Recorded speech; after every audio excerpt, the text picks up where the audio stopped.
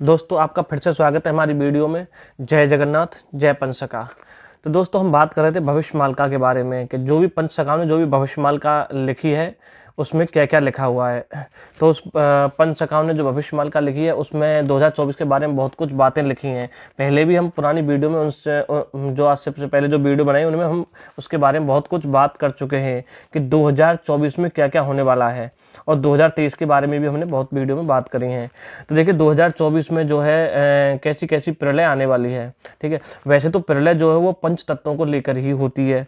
ठीक है, लेकिन जो भी प्रलय होती है 2024 के अंदर जो भी प्रलय होगी वो बहुत ही विनाशकारी होगी। ठीक है, और ऐसी प्रलय आने वाली है जिसके बारे में कोई सोच भी नहीं सकता, मतलब जिसकी कोई डॉक्यूमेंट्री भी नहीं बनाई जा सकती। वैसे तो जो भी प्रलय होती है ना वो पंच तत्वों को लेकर होती है, ये बात सब जानते हैं, क्योंकि पंच तत्व क्या है, वही है पृथ्वी वायु आकाश अग्नि और जल, जिनसे हमारा शरीर बना हुआ है, जिनसे ये पूरा ब्रह्मांड में सभी जीवों का जो शरीर है, वो जो तन है वो बना जाता है। उन पंच तत्वों को लेकर ही जो है प्रलय होती है। ठीक है, वैसे तो प्रलय जो है वो हर युग के अंत में कुछ ना कुछ थोड़ी बहुत प्रलय होती है। ठीक है, लेकिन जो कलयुग है, कलयुग के अंत में जो है एक बड़ी और विनाशकारी प्रलय होती है। ठीक है, लेकिन इसका मतलब ये नहीं है जैसे आप बहुत से लोग सोचते हैं कि सब कुछ नष्ट हो जाएगा। ठीक है, सब कुछ नष्ट नहीं होने वाला है इस कलयुग के अंत में, क्योंकि जो सब कुछ नष्ट होने वाला होता है उसे बोलते हैं महाप्रलय। जो महाप्रलय है वो एक जो महामन्वंतर जो होता है उसके बाद आती है, और महाप्रलय जो है वो जब आती है जब ब्रह्मा जी की जो है 100 वर्ष पूरे हो जाते हैं। ठीक है, वो जब आती है जब महामन्वंतर एक पूरा हो जाता है, वो भी पूरा नहीं हुआ है। ठीक है, लेकिन ये जो प्रलय आएगी, प्रलय और महाप्रलय में अंतर होता है। जो महाप्रलय होती है वो सब कुछ नष्ट कर देती है, उसमें कुछ नहीं बचता है। ठीक है, वो पूरा ब्रह्मांड में होती है। ठीक है, लेकिन जो अब हम जिस प्रलय की बात कर रहे हैं, कलयुग के अंत में जो हर कलयुग के अंत में जो प्रलय आती है उसमें क्या क्या होता है। देखिए हाँ, हर कलयुग के अंत में जो थोड़ा सा बड़ा प्रलय होता है, हर युग के अंत में प्रलय होता है। ठीक है, लेकिन हर युग के अंत में कुछ ही मतलब पंच तत्वों में से एक या दो तत्वों पर प्रलय होता है। ठीक है, तीन तत्वों पर प्रलय होता है, लेकिन कलयुग के अंत में पंच तत्वों पर ही प्रलय होता है, मतलब पांचों तत्वों पर प्रलय होता है, लेकिन वो महाप्रलय नहीं होता है। ठीक है,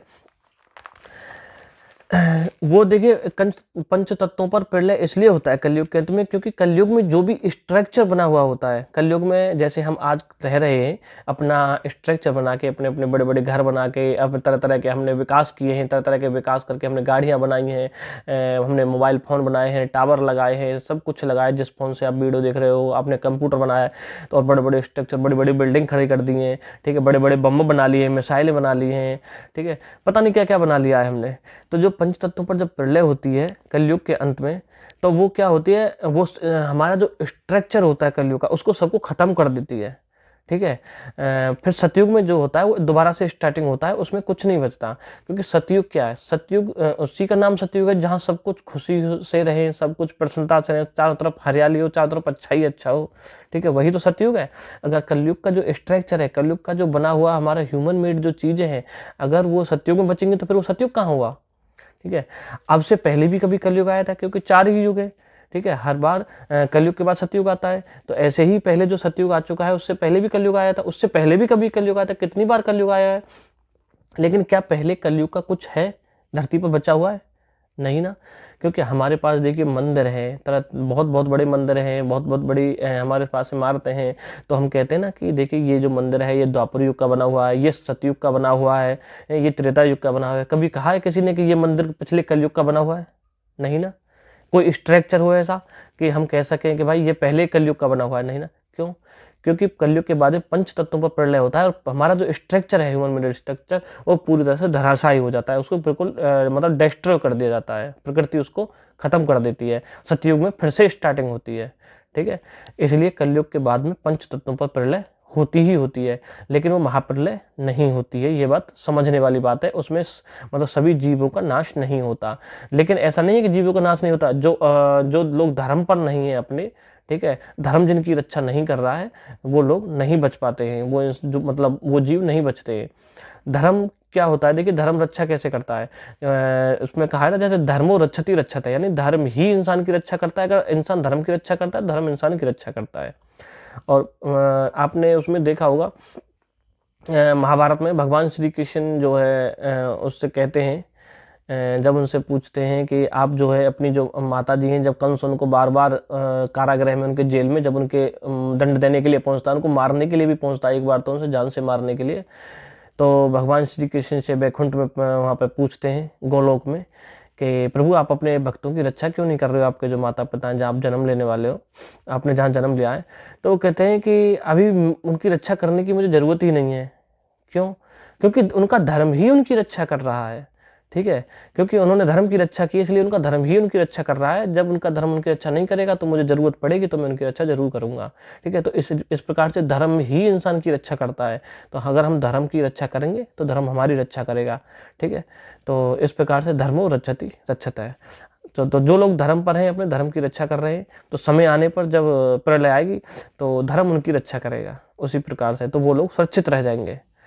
तो वैसे तो रक्षा करने का एक ही तरीका है, इंसान अगर अपनी रक्षा करना चाहे तो भगवान की शरण में चले जाओ, वही रक्षा कर सकते हैं। जैसे हम देखते हैं ना कि अभी भी गोताखोर जाके देखते हैं कि समुद्र के नीचे हमें इस प्रकार के स्ट्रक्चर मिल रहे हैं, नीचे जो समुद्र में जो नीचे तल है उसमें, वो क्या है, वो पिछले कलयुग के हैं। जो पिछले युग गए, कलयुग हैं, कलयुग से भी पहले कोई युग होगा उसके हैं। ठीक है, जैसे कलयुग में बने हुए स्ट्रक्चर होंगे कुछ, कलयुग से पहले जो द्वापर युग होगा उसके बने हुए स्ट्रक्चर होंगे कुछ। ठीक है, वो क्या होता है, जब प्रलय होती है तो धरती जो है वो मतलब बदल जाती है, सब कुछ नया हो जाता है कलयुग के बाद में। जैसे कि नई दिशाएं होंगी, ठीक है, नई पृथ्वी, नया तारामंडल, ये सब कुछ नया हो जाता है। नई पृथ्वी कैसे, मतलब पृथ्वी नष्ट हो जाएगी क्या?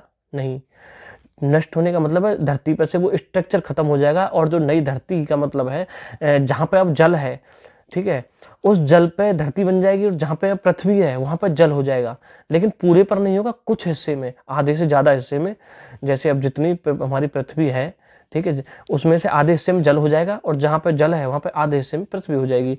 तो वो क्या होता है, जो हमारा स्ट्रक्चर है वो जल में डूब जाएगा, और हमारे जहाँ जल है वहां पे हमें पृथ्वी मिल जाएगी, रहने के लिए जगह मिल जाएगी। वहां पे क्या होगा, वहां पे कुछ नहीं होगा, फिर से नया स्ट्रक्चर बनना शुरू होंगे, फिर से नए नए पौधे, पेड़ पौधे उगने शुरू होंगे। फिर कभी आगे कोई देखेगा तो ऐसे ही हमारे जो स्ट्रक्चर हैं वो वहाँ पर जब तक जीवित रहते हैं, वहाँ पर मतलब ऐसे खड़े रहते हैं, तो कहते हैं हमें नीचे तलहटी में गोताखोर गए तो उनको ये चीज़ मिली है। तो इसी प्रकार से होता है, ये पिछले जो कलयुग में होता है वो सब कुछ पानी के अंदर चला जाता है, सब कुछ नया तरीके से स्थापना होती है। जैसे कि अभी देखो, धरती भी जो है वो एक तरह से ध्रुव बदलने वाले हैं पृथ्वी के, हमारी के। जैसे ही एक ऐसा भूकंप आएगा तेजी से, और तारा जो है एक सोलर स्टॉर्म जो कह रहे हैं, एक टुकड़ा भी आएगा ऊपर से एस्टेरॉयड का, वो धरती से जैसे टकराएगा, धरती के ध्रुव भी बदल जाएंगे, तो नई दिशाएं बदल जाएंगी, यानी दिशा चेंज हो जाएंगी। नई दिशा का मतलब क्या हुआ, दिशाएं कोई नहीं आएंगी, नहीं, दिशा तो यही है, 4 दिशाएं जो हमारी पूर्व पश्चिम उत्तर दक्षिण। लेकिन ये क्या है, ये बदल जाएंगी। ठीक है, जिधर पूरब है उधर पश्चिम हो जाएगा, जिधर उधर है उधर दक्षिण हो जाएगा। ठीक है, मतलब जिधर पूरब है उधर पश्चिम हो जाएगा, जिधर उत्तर है उधर दक्षिण हो जाएगा, दक्षिण की तरफ उत्तर हो जाएगा। ठीक है, इस प्रकार से दिशाएं बदल जाएंगी। तो कहने का मतलब उसे कहेंगे हम नई दिशाएं हैं। ठीक है, जैसे तारामंडल है, अब हमें तारामंडल में क्या है, अगर हम उत्तर इधर है तो हमें कुछ ऊपर जैसे सप्तऋषियों का एक होता है, ध्रुव तारा होता है, वो दिखता है ना, वो इधर दिखेगा तो फिर वो इधर दिखेगा। ठीक है, तारामंडल भी चेंज हो जाएगा, फिर आधा तारामंडल दिख रहा है, आधा नहीं दिख रहा है, कहीं से मतलब इधर का दिख रहा है तो इधर प्रलय हो गई, अगर समुद्र वाली जगह पर पहुंच जाएगा दूसरा तारामंडल दिखने लग जाएगा। तो ऐसे ये तारामंडल तो पूरी इधर पृथ्वी पर है, कहीं भी चले जाओ वहीं दिखेगा। ठीक है, तो ऐसे ही होता है, नया तारामंडल हमें देखना शुरू हो जाएगा, सब कुछ नया नया दिखेगा, ऐसा हो जाएगा। ठीक है, जैसे आपने उसमें देखा होगा द्वापर में जो भगवान श्री कृष्ण की जो द्वारका थी वो समुद्र में डूब गई। ठीक है, वहां पे क्या है, द्वापर में क्या हुआ था, जल प्रलय आई थी। ठीक है, वो समुद्र में डूब गए। ऐसे ही कलयुग के अंत में होगा। और अभी आपने एक चीज और नोटिस करी होगी, अभी 1 जनवरी 2024 का नई साल वाले दिन जापान में एक भूकंप आया है, जिसकी तीव्रता 7.5 थी रेक्टर स्केल पर, और साथ में सुनामी भी आई, जबकि नया साल शुरू होते 2024 में। तो ये क्या था, ये ट्रेलर था सिर्फ ये दिखाने के लिए। इससे आगे भी मतलब अभी बहुत कुछ होने वाला 2024 के अंदर जो है, आगे भी इससे ज़्यादा होगी। ये तो भी ट्रेलर दिखाने के लिए था, और ऐसा बहुत कम होता है कि कभी भी देखोगे जब भूकंप आता है तो 2 से 4 झटके आते हैं, मुश्किल से 5 झटके आ जाएंगे, 6 झटके आ जाएंगे, लेकिन वो 200 बार झटके आए भूकंप के। ठीक है, वो भी नई साल वाले दिन 2024 के शुरुआत में ही। ठीक है, और वहां पर सुनामी भी आई, कुछ लोगों की जान भी गई। तो ये क्या था, ये एक ट्रेलर था सिर्फ। अभी ये दिखाया जा रहा है कि 2024 में क्या होने वाला है, क्या पिक्चर होने वाली है, ठीक है। और अभी बहुत बहुत बड़ा भी और भी बहुत कुछ होने वाला है, ठीक है। जैसे कि युद्ध तो भी चल ही रहे हैं, देखिए पूरी धरती पर युद्ध भी होगा, ठीक है, विश्व युद्ध। वैसे तो 2025 में तो कन्फर्म है, लेकिन 2024 में भी थोड़ा बड़ा शुरू हो जाएगा युद्ध। इससे मतलब ये तो विस्तार हो जाएगा थोड़ा युद्ध का। समुद्र के नीचे ज्वालामुखी फटेंगे, ठीक है। समुद्र के जो ज्वालामुखी हैं वो भी फटेंगे, और वो समुद्र के जो ज्वालामुखी हैं वो सुनामी लेके आएंगे। ऐसे ऐसे ज्वालामुखी फटेंगे जिनसे वजह से सुनामी आएगी। देखिए इस प्रकार से जो ना बहुत सारे ज्वालामुखी फटेंगे चारों तरफ, और ये हर देश के अंदर ऐसा ही होगा, ठीक है।